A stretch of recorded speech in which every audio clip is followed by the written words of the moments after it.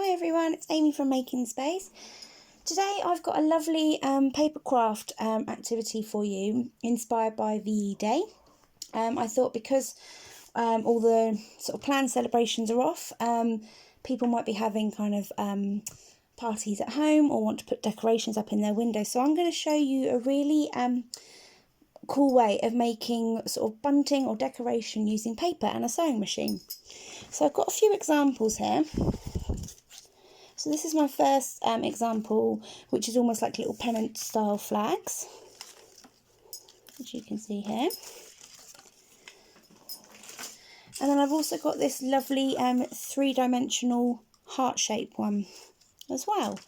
And I'm going to show you a third example later on, but here's just a couple of examples of what you can make. So you can see, whilst I've sort of used colours inspired by VE Day, you don't have to, and you can kind of just make general decorations which can be used, you know, for celebrations throughout the year. As you can see, mine is very VE Day inspired with the paper that I've used. So let's pop these ones out the way. It's really simple regards what you need, because really all you need is a selection of different papers and cards and a sewing machine, and I've got my sewing machine here ready to go. Now, if you don't have a sewing machine, you don't need to use it. You can, of course, just use string and sort of tape it on the back, but this is just a really unique way of doing it and something quite fun. Regards to the paper that you've got, I've got kind of a box of different sort of papers at home, so I just had a rummage and picked out ones that I felt sort of either fitted the colour theme of red, white and blue, or had a kind of oldie sort of feel to it. I also had some tiny little old, they look like little photo booth kind of photos, so I've kind of used some of those as well. Now, if you've got one of those really nifty shaped hole punches, you can use those and actually just sort of stamp out your designs. But if you've not got them, you can just use a good old pair of paper scissors and just cut your shapes out. Now, you don't have to be too precise. If you wanted to, you could trace around a template to make sure they were all the same size, but I didn't do that on my heart one. They're all slightly different sizes, but you can kind of see it doesn't really matter. In fact, it makes it look a little bit more handmade, which I quite like. So what you want to do is, cut out enough shapes to make your bunting. You might want to do a bit of planning, figure out where you're going to hang it, how long you want it to go, but any paper is fine. You know, this is old wrapping paper. This is kind of origami paper, just plain coloured paper and card. This was a gift bag that I've got, which I really like the paper of. You can cut out magazines, newspaper, sheet music. You could print off Union Jacks from the internet, or kind of old wartime pictures. It's completely up to you. I quite like a mix of different sort of patterns and textures, but it's completely up to you. So let's pop that out the way and just pull this into shape. Now, it's probably going to bounce around a little bit when I'm sewing, so just going to have to bear with me. So once you've cut out enough shapes, you can see I've got some spares that I did earlier here. You might want to kind of figure out the rough kind of order of them. Let me move that back a little bit so you can see. Before you get started, you don't have to do this, but you might find, if you don't, you get to the end and you've got all the reds that are clumped together or something like that. And you can kind of mix up your patterns and your shapes. Okay, so let's move those off to one side. Ready to go. Now, most people might not realise that you can use your sewing machine to sew paper. Generally, thicker paper or card is easier to sew, just because it's a little bit firmer. So, for example, this is card. It's quite nice and thick. That'll sew really nicely. This gift bag paper is a bit thinner. It still will work, but it's a little bit more fragile. So just bear that in mind when you choose your papers. So the first heart bunting I made was kind of hung down. So from sort of, say, at top of a window to the bottom.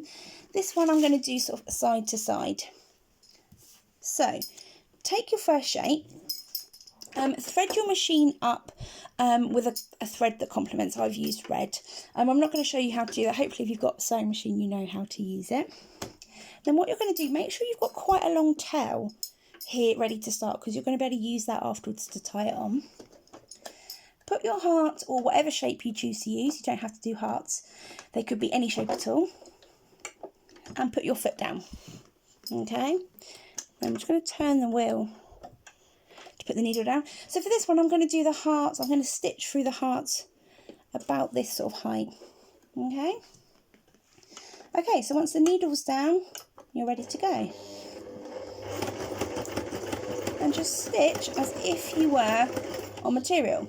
Now when you get to the edge, have your next one ready to go, and either pull the string or the back of the heart, and you're just going to do a couple of stitches with nothing underneath, and then you can see I just pushed that one in. Ready to go. Okay, and we'll go for the next one.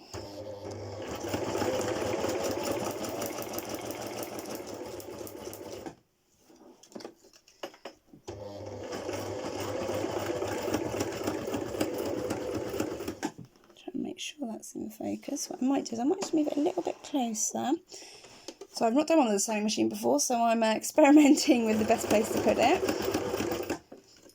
Now the more you do, the easier it gets, because you can hold these ones at the back and pull them through. So you almost have one hand on those and one hand on the one at the front.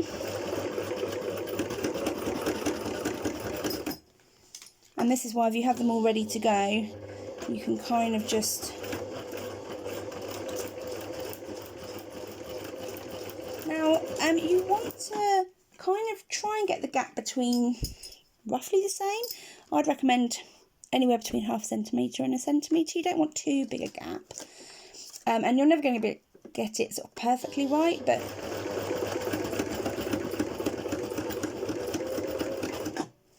okay, so I'm ready to go.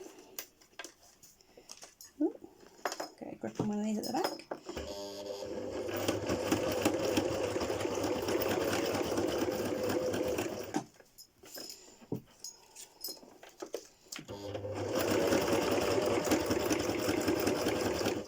And with this one you can see it really doesn't matter that my hearts are all different sort of shapes and sizes.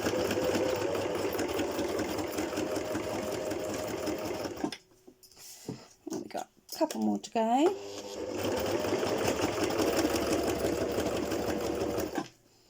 And the last one.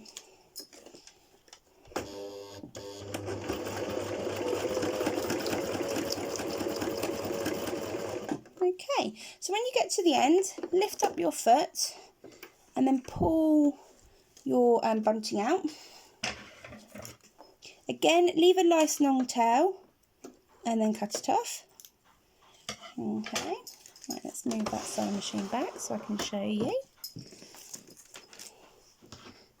Oh, get it the right way around. And there you can see, really cute, really simple, very quick to make little heart bunting, which would look great sort of around the house, in the window. And again, like I said earlier, you can do any shape that you want. It doesn't have to be hearts, it could be stars, it could just be circles, look really nice. You could actually do triangles, sort of more like traditional bunting shape.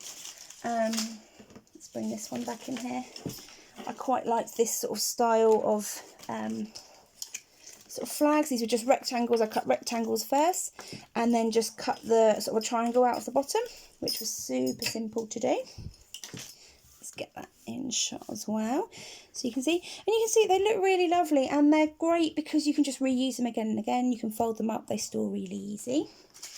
Now if you like this sort of one, the one that had almost sort of 3D, I'll show you how I did that.